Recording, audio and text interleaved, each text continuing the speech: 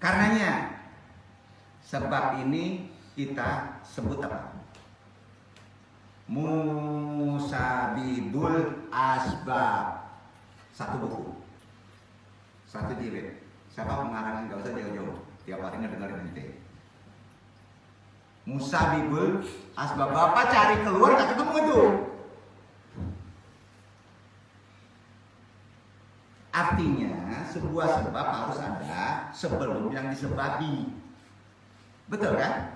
Nah, atau akibat itu sendiri ada. Jadi yang namanya wujud belum ada. Yang sekarang kita kenal ini, manusia ini. Kodil itu kan nama tempel. Ya, karena ada jadi dapat nama kan? Ya, jati dirinya kan kayak itu. Ya.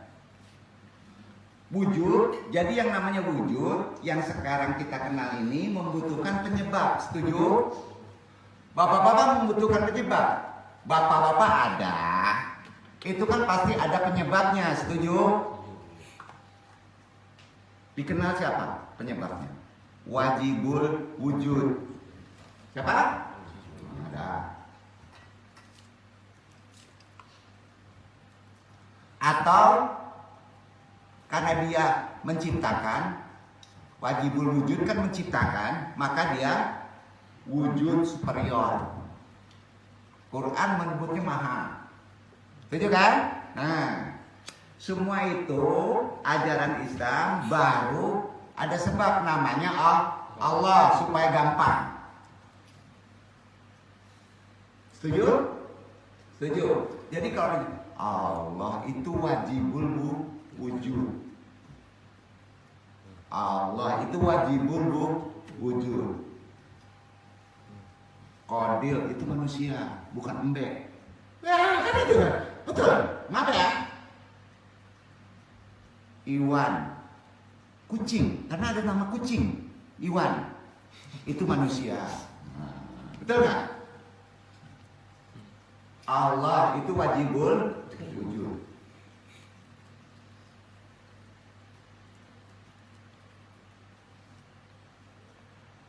Ajaran Islam menyebutnya apa?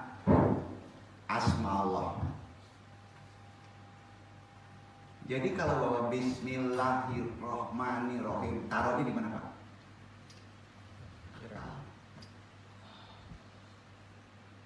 Qul huwallahu ahad, taruhnya di mana Pak? Akal. Kalau akal butuh sebab akibat. Nah, udah nggak kaji udah selesai. Pokoknya cari batinnya aja. Ya.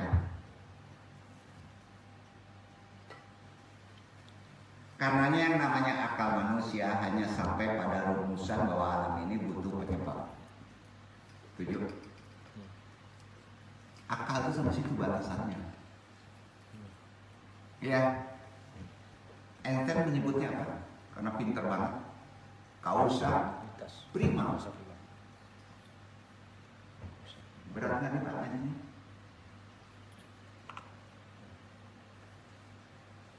Sedangkan menurut ilmu torekot, ilmu santri, ilmu mantik, ala pesantren aja ya, dong bahasanya ya, ala pesantren, ala tarbiyah, sangat penting agar kita tidak sering keliru dalam mengkonstruksikan bangunan tauhid. Harus dengan ini. Kalau bapak-bapak mempelajari tauhid langsung ke asma Allah, bapak-bapak konstruksinya kurang kuat. Ya, akalnya masih bermain. Allah itu bentuknya gimana sih? Ya kan? Nah, kalau wajibul wujud gimana mau membentuknya? Nggak bisa bro. Ya, bangun konstruksi harus ke sini. Tauhid dalam logika yang menjadi landasan penting dalam mengenal Allah kan itu. Ya, batinnya bukan akalnya. Ya. Atau makrifatullah melalui sifat-sifatnya itu ke akal. Ya kan? Itu sebabnya dalam ayat Quran aladina yu'minuna bil ghaib. Itu Quran, firman Allah. Artinya adalah orang-orang yang beriman dengan yang gaib. Betul? Nah, kata goib kita bahas. Tidak sama apa ya kata antum goib itu. Goib menganggap antum itu terbatas di akal. Tidak, bro. Goib bahasanya tidak terjangkau oleh akal. Kan itu yang benar ya. Goib itu yang wujudnya benar-benar ada. Cuman akal kita nggak terjangkau. Goib dalam Al-Quran berbeda dengan yang sudah masyhur di Indonesia artinya. Kata goib bukan seperti dalam bahasa Indonesia. Misalnya nih ya, hantu, siampa, nyiblorong. Itu kan yang ada di Sarasa diidentikan dengan makhluk goib. Bukan, bro. Bukan begitu. Ketangkep nggak nih? Ketawa Pak Uji ketawain. Bukan begitu, itu nggak goib itu. Itu ada, tapi tidak terjangkau oleh incek matawa. Tuh, ya setuju nggak?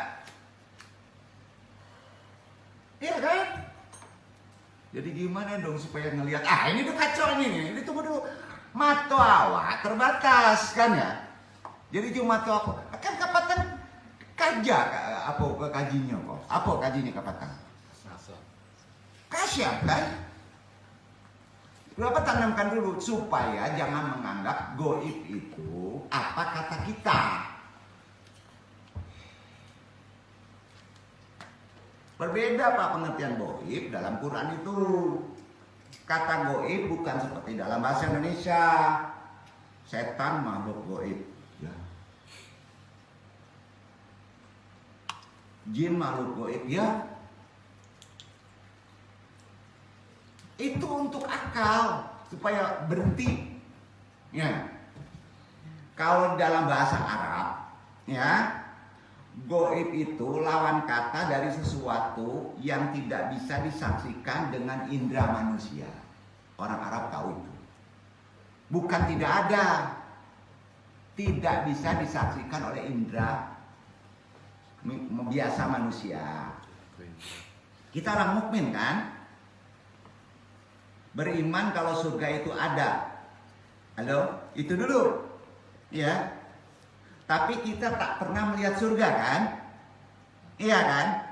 Bapak yakin surga, Pak? Jujur. Kapan melihat surga? Ayo, ngerasain. Bapak yakin Korin? Kapan? Ayo. Iya kan? Kalau belum zikir, praktek, sorry bro. Tetap main itu. Katrat main.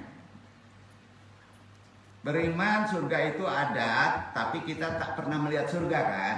Kita mukmin tak pernah melihat neraka, tapi kita percaya neraka itu ada kan? Percaya kan? Ini sesuatu yang tidak bisa dilihat mata dan tak pernah disentuh oleh tangan kita. Setuju? Itu dulu.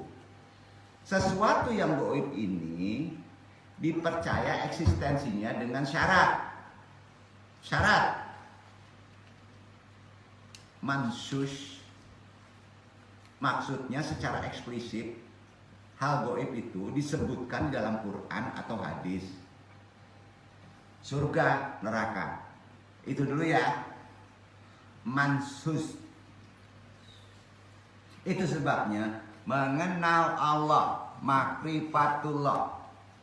Allah bukanlah zat yang gaib. Ayo. Ada yang nyebut Allah zat yang gaib nungkikwe. Jangan ngaji sini. Ya, balik lagi ke TK nanti nih. Yeah. Karena Allah juga maha johir. Setuju? Juga maha goib. Maha johir, maha goib, maha nyata, maha melihat kita. Pasti punya kesimpulan satu makna. Bisa? Bisa nggak? Berat nih, kita berat. Nyebutnya wajibul wujud aja. Gitu dulu. Makanya ulama sering gontok-gontokan beda pendapat. Allah tidak bisa dikatakan sebagai goib karena Allah itu jelas adanya. Yakin? Yakin nggak Allah itu jelas adanya? Super jelas, super hero maha jelas. Yakin nggak nih? Kapan lihat Allah? Tuh. Aduh, ngeselin ngaji begaik nih. Nah, Allah tidak bisa dikatakan sebagai goib karena Allah itu jelas adanya. Dalam Asmaul Husna Allah disebut Ad-Dhahir. Ad-Dhahir apa artinya Pak? Kita dhahir, nyata. Contohnya gini ya supaya gampang. Capek dong, kasihan. Orang yang melihat mobil mewah, pesawat canggih, jet super canggih, pasti berpikir kita yakin bahwa pembuatnya orang hebat. Setuju? Yakin? Hebat orang itu. Timnya hebat. Kita kan nggak perlu ketemu atau melihat pembuat orang yang buat pesawat itu kan? Halo? Enggak kan? Hah? Tapi kita sudah percaya langsung bahwa yang membuat pesawat itu pasti hebat kan? Pasti kan? Iya kan? Tanpa ada keraguan kan? Akal kita pasti meyakini itu kan? Iya kan? Paham Ikhwan? Paham kan nih? Masih juga berani sama Allah? Nah, masih juga ngelalaiin waktunya? Nah. Dikasih ambil yang nemblente. Jangan macam-macam. Itu keadaannya gitu aja. Neken tahu itu harus gitu, maaf ya. Harus gitu. Paham ya? Mengenai pencipta pesawat canggih aja bisa dijadikan cara berpikir mengetahui Allah kan? Tuhan kan? Dari pesawat canggih aja. Bagi yang berakal sehat. Bukan yang dangkal akal. Nah, kita melihat langit. Lihat bumi. Sarasawo. Mungkin jedeg tanpa sebab ada itu. Mikir bro. Masalah ada, nggak ada sebab. Bohong bro. Jangan dikicu lah. Kesurupan tanpa sebab. Bohong, main-main bro. Sorry. Gimana? Itu tadi. Sekarang nanya, ini banyak maaf ya, bukan ngejatuhin. Ikhwan Acendra sakit ambeien. Jadi ada penyebab. Sampai kan? Kita harus baca penyebab tadi. Bisa. Amalannya di kasyaf. Tolong baca terus itu supaya tambah amalan kita. Jadi setelah gitu nanti kita siul-siul aja. Wah gini itu sebabnya ini. Nah iya diam aja. Nggak bisa diladenin. Nanti beres sendiri kok. Begitu Allah skenario menyembuhkan orang. Percaya nggak bahwa bapak sakit itu supaya bapak-bapak itu nyaman hidupnya nanti? Percaya bahwa pada saat istri bapak-bapak dikasih masalah itu supaya bapak-bapak itu nyaman lagi, tenang hidupnya nanti? Percaya Pak? Begitu menyelesaikan solusi. Ini jomblo terus dong, masalahnya apa kira-kira dong? Tunggu dulu. Jomblo itu ada sebab, ada ikhtiarinya, ada ajab, ada tutupan, ada ikhtiari ilmu yang tidak selesai. Bukan tidak ada solusi. Ya, nah. Allah itu jelas. Lihat langit, bumi, matahari, batu, akuarium, sarasawo. Jelas Allah ada. Jangan kalah sama Nabi Ibrahim, obat kebalan nggak ada UIN. Nonton aja, yakin Allah itu Maha ada. Matahari semuanya tertata rapi, air dengan segala fungsinya, tanaman, oksigen dan lain. Meskipun kita tidak pernah melihat Allah, wajibul ada yang mewujudkannya. Setuju nggak? Siapa yang buat ini? Allah. Dangkal bro, pemahaman itu. Pasti akal kita, naluri kita mengatakan bahwa yang membuatnya adalah zat, wajib wujud, super bijak, super bijaksana. Sehingga di dalam Asmaul Husna Allah disebutkan dengan Ad-Dohir, zat yang sangat jelas. Nah, alam raya ini disebut sebagai bukti eksistensi Tuhan. Sehingga kata goib yang contoh, yang bisa dijadikan contoh adalah neraka dan surga. Imam Subawi, pakar ilmu Nahu, mengatakan Araful Ma'arif, Allah artinya di alam raya ini yang paling mudah dikenali adalah Allah bro. Allah, bukan kalimat saja susah. Allah. Jadi kalau bapak nggak ma'rifatullah bodoh, benar itu. Paling mudah dikenali adalah Allah. Kalah kita mengenali istri sering kecelek. Paling mudah. Yakin nggak kita paling mudah Allah dikenali? Nah, di alam raya ini yang paling mudah dikenali itu Allah. Karena misalnya kalau kita hidup sendirian di hutan, kemudian kita mulai punya akal, kita mungkin akhirnya tahu diri kita ini siapa. Percaya nggak? Kalau manusia ya, pasti. Pernah dengar cerita Yaqadzan? Baca itu. Nggak ada ilmu syariat Pak, tapi ma'rifat. Tapi kita akan menyimpulkan bahwa kita tidak bisa menciptakan diri kita sendiri, sehingga ada yang menciptakan. Maka sifat pencipta ini dikenalkan pertama kali kepada Rasulullah dengan apa Pak? Bukan Allah. Iqra bismi rabbikal ladzi khalaq. Nah, nggak ada Allahnya kan? Nggak ada, mantik gitu. Muhammad, bacalah dengan menyebut nama Rabbmu. Siapa Rabb? Nah, ini udah tahu. Ya. Yang mencipta.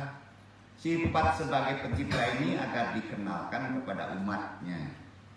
Iya kan? Pertama, sifat Rabb yang paling mudah dikenali adalah sifat pencipta, bro. Betul kan?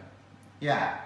Sebab manusia pada suatu waktu pasti akan berpikir siapa yang menciptakan bumi. Benar. Siapa yang menciptakan langit? Ya. Siapa yang menciptakan ikan cupang? Ayo. Lumut. Matahari, bumi.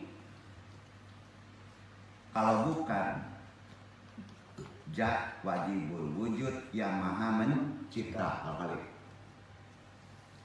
Dalam kehidupan di dunia ada beberapa perkara gaib yang hanya diketahui Allah. Tadi biasa aja.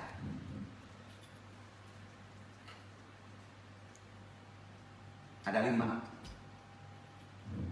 Ada yang tahu? Manusia ini tidak dapat menjangkau ke 5 perkara tersebut. 5 perkara itu diterangkan di Quran.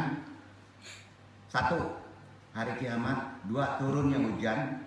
3. Apa yang ada di dalam rahim. 4. Apa yang dikerjakan hari esok. Dan 5. Kematian. Salah dong. Nah, orang sekarang udah pintar. Dalam rahim ketahuan.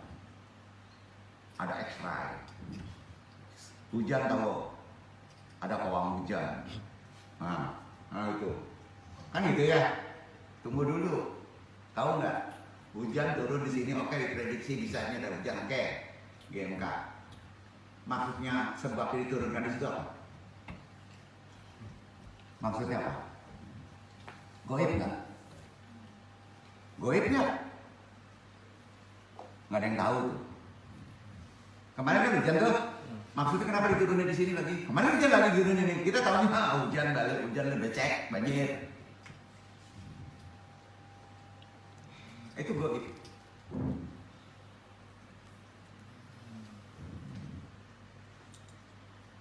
Allah berfirman di surat Luqman surat 31 ayat 34, dibaca dulu Ikhwan. Untuk buka goib, untuk membuka permasalahan goib, melampaui batasan ini ada ya. Tapi tolong dipahami akal kita supaya diam dulu. Dibaca itu dulu. Luqman surat 31 ayat 34. Luqman untuk para mualim ya, kita ya, bukan untuk nabi ya. Nah, pahami, tolong dibaca. A'udzu billahi minasyaitonir rajim. Bismillahirrahmanirrahim.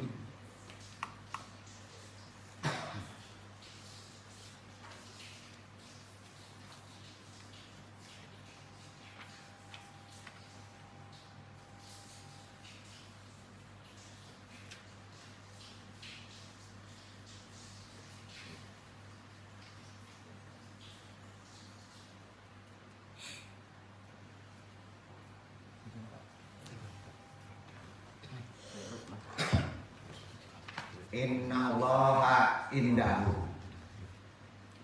Luqman 31 ayat 34.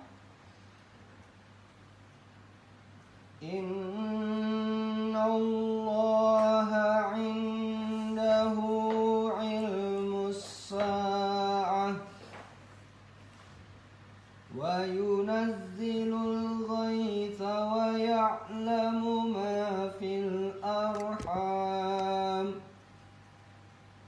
wa ma tadri nafsum madza taksibu ghadan wa ma tadri nafsum bi ayyi ardin tamut innallaha alimun khabir.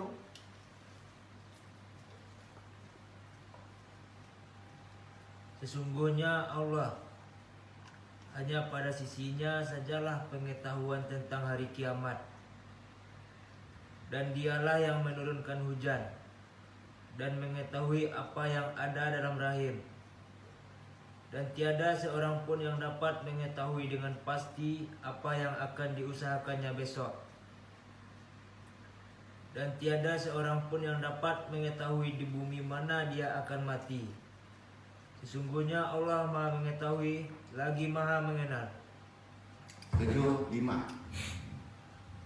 Itu hak prerogatif Allah. Jadi jangan melenceng ke ini. Kalau melenceng ini udah menggeser tauhid. Jadi kalau mendekati ke arah sana, Bapak harus ngomong gimana? Harus ngomong gimana? Hati-hati pentar dia. Allahu alam. Luruskan ya. Allahu alam. Wih. Besok gue sih akang gue nampaknya akan mencabut Allahu alam. Dulu Pak. Wallahu alam. Baik jahar maupun kopi biasakan ya. Biasakan itu ya. Kalau tauhid membre juga hidup. Kita curai dulu ini ya. Ya supaya lebih kena ya. Walaupun ini dia wilayah syariat, tapi ini coba hantam ke bagian dalamnya ya. Pertama, hanya Allah yang mengetahui terjadinya hari kiamat. Semua makhluk yang diciptakan Allah termasuk manusia tidak akan mengetahui kapan terjadinya hari kiamat. Bahkan Nabi Rasul pun tidak ada yang mengetahui tentang perkara ini. Hati-hati mutlak ini. Bapak merasakan baik di medsos yang lain itu menyebut itu, ingat tuh Dajjal. Langsung Bapak kata aja, habisin aja tuh, pengertian habisin, jangan dibaca. Setuju? Menggeser tauhid Bapak bermasalah gitu. Sekarang sudah main ke arah sana loh. Nabi Rasul aja tidak ada hak mengetahui hari kiamat. Al-Araf ayat 187 dibaca.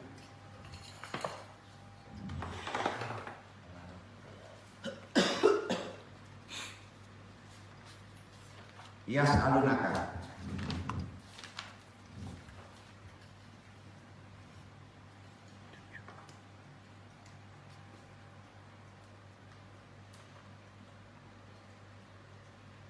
يسألونك عن الساعة أيان مرساها قل إنما علمها عند ربي لا يجليها لوقتها إلا هو ثقلت في السماوات والأرض لا تأتيكم إلا بغتة يسألونك كأنك حفي عنها قل إنما علمها عند الله ولكن أكثر الناس لا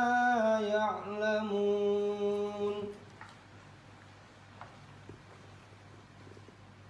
Mereka menanyakan kepadamu tentang kiamat. Bilakah terjadinya? Katakanlah, sesungguhnya pengetahuan tentang kiamat itu ada pada sisi Rabb-Ku. Tidak seorang pun yang dapat menjelaskan waktu kedatangannya selain Dia.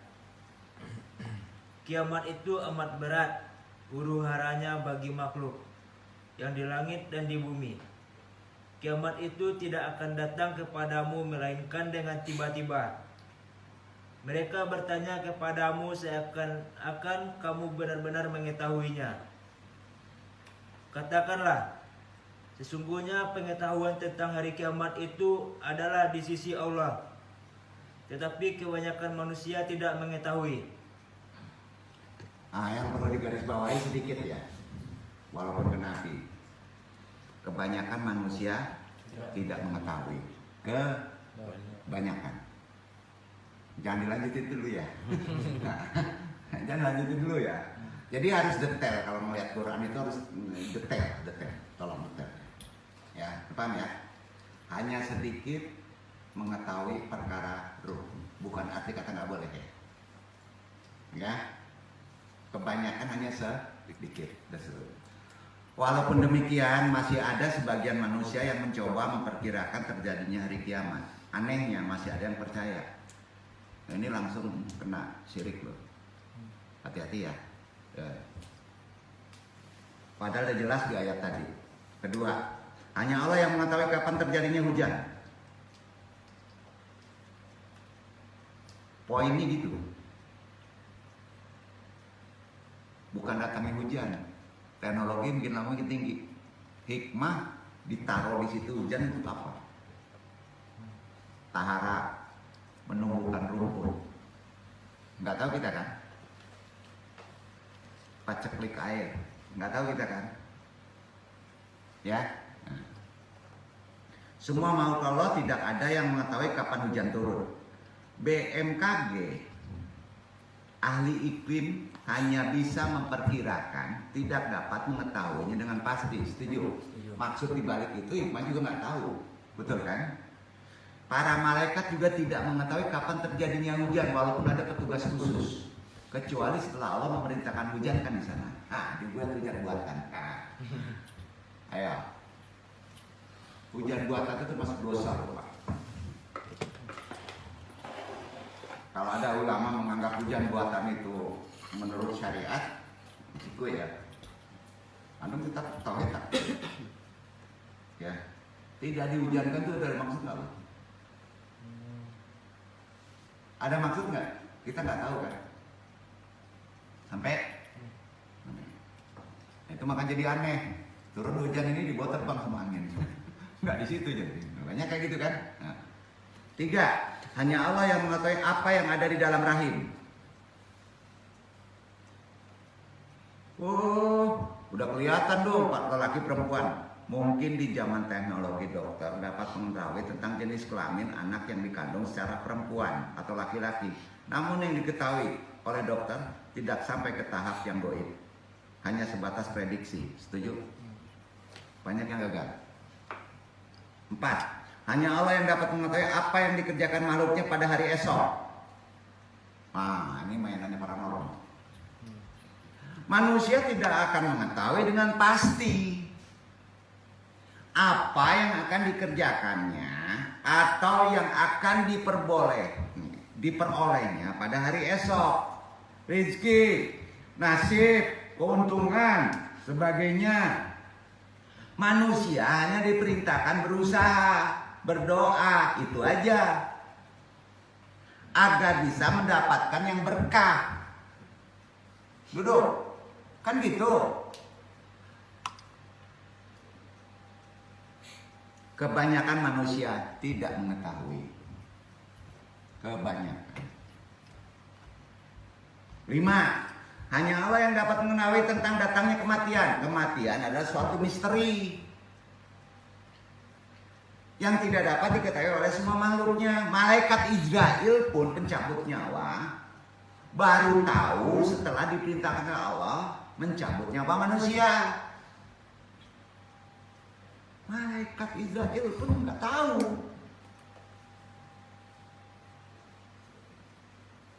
Al-Quran itu kan sebenarnya tidak menyebutkan siapa Allah pada awalnya.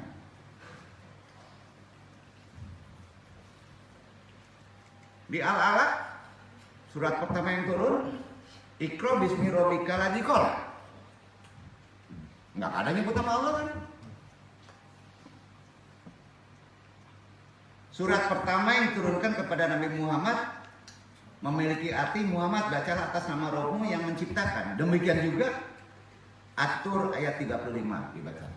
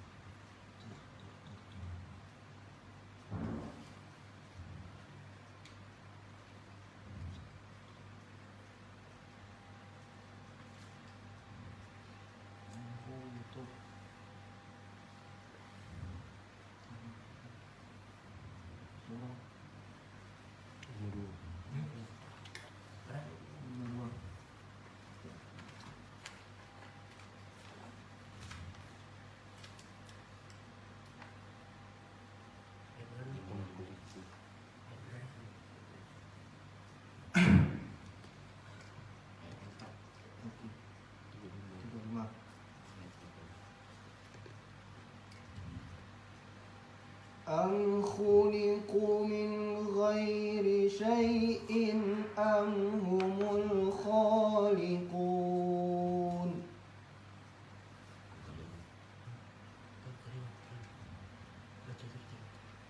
Atau apakah mereka tercipta tanpa asal usul ataukah mereka yang menciptakan diri mereka sendiri? Intinya am khaliqu min ghairi syai'in. Masa alam raya ini diciptakan tanpa sebab. Oke, pasti ada sebab. Jadi untuk menjelaskan tentang Allah agar bisa sampai kepada ikhwan, kepada manusia, ya, adalah dengan menunjukkan alam raya. Iya kan? Iya kan? Alam raya ini nggak mungkin wujud tanpa sebab kan, gitu. Iya kan? Nah, kemudian menurut ajaran Islam sebab itu adalah bernama Allah, ya kan? Karena sebab alam ini terlanjur wujud ada, kan nggak ada nih. Ya. Kalau sesuatu sudah wujud berarti penyebabnya harus super wujud. sangat nyata. Ini kan nyata kelihatan namanya. Berarti yang membuatnya lebih nyata dari yang kelihatan. Setuju? Logikanya kan gitu. Ini benar.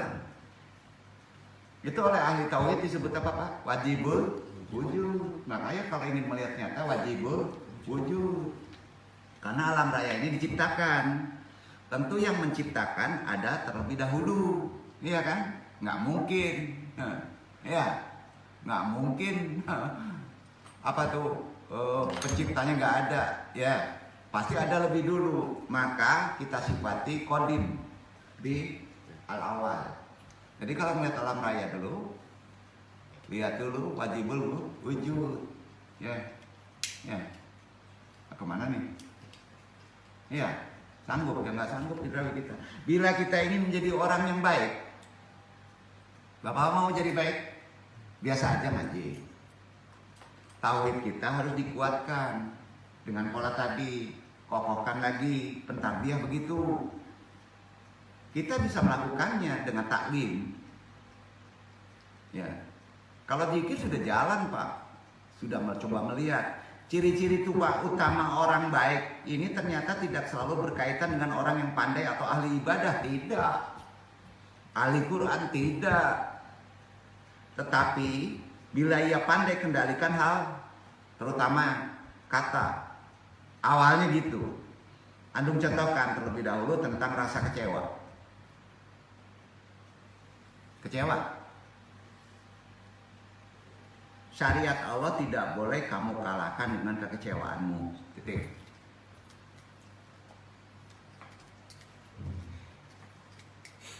Abu Bakar yang jadi sahabat pilihan, Mistah, anaknya kecewa banget, anaknya dituduh zina. Semarah apa? Nggak bisa deh. Selain anaknya juga istri Nabi masih ada dituduh zina. Kita ini kan cuma manajer atau bukan kiai atau kiai. Kalaupun hanya dituduh makan uang masjid, kok marah? Biasa saja. Ya, biasa aja. Selain ya kemungkinan benar. Kemungkinan kan bahasanya gitu ya. Ya biasa saja. Orang karena salah sudah jelas harus ikhlas. Kalau salah kan harus ikhlas. Karenanya jika seseorang mendapatkan tuduhan harus ikhlas. Setuju? Apa-apa dapat dituduh. Salah tidak salah ya ikhlas. Ajaran Islam gitu. Jika tidak benar, bahkan jika benar juga harus diam. Tuduhan yang jelas salah saja kita harus ikhlas. Apalagi yang kemungkinan benar, diam saja. Paham ya? Karenanya pula ciri-ciri utama orang yang baik adalah mereka yang pandai mengendalikan atau menahan hal tadi. Yang utamanya adalah menahan emosi. Kan gitu. Nabi Muhammad SAW memberikan nasihat. Kalau tauhid kita pengen beres, apapun juga yang terjadi, kata Nabi, jangan marah. Jangan marah. Jangan marah. 3 kali. Jangan marah. Jangan marah. Jangan marah. Beri kami nasihat ya Rasulullah, kata sahabat. Jawab Nabi, jangan suka marah, ucapnya. Nabi pun selalu menekankan berulang-ulang untuk jangan marah. Tambahi lagi ya Rasulullah. Apa jawabannya? Jangan marah. Sampai diulang beberapa kali pun jawabannya jangan marah. Nah, bolak-balik nasihatnya cuma 1, jangan marah. Biasa aja. Jadi intinya pintar itu kita bisa menahan emosi, tidak marah. Meski kita sedang dalam kondisi tidak baik, Nabi Muhammad SAW memberikan pesan untuk kita, jangan marah. Padahal sedang nggak punya uang, utang menumpuk, istri marah dan nggak ikhlas. Bagaimana nggak marah? Jangan sampai marah. Karena kalau kamu nggak marah, sejengkel-jengkel istri, kamu tetap punya pasangan kamu. Ayo. Tapi kalau pas marah, kamu bilang cerai. Ya taqabbalallahu minna wa minkum.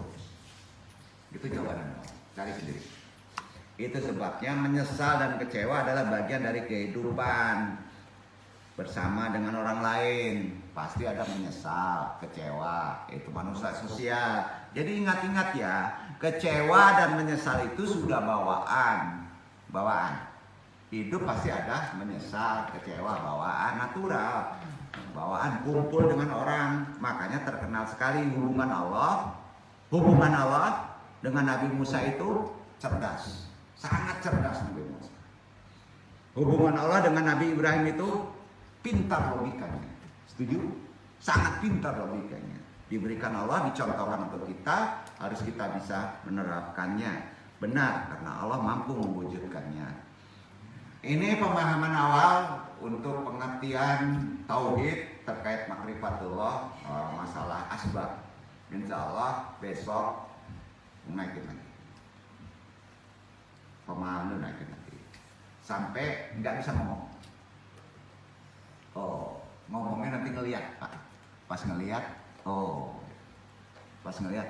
kaji kita doin. Doin begitu. Wabillahi taufiq hidayah, mudah-mudahan bermanfaat. Wassalamualaikum warahmatullahi wabarakatuh. Waalaikumsalam warahmatullahi wabarakatuh. Subhanakallahumma wa bihamdika asyhadu an la ilaha illa anta astaghfiruka wa atubu ilaik.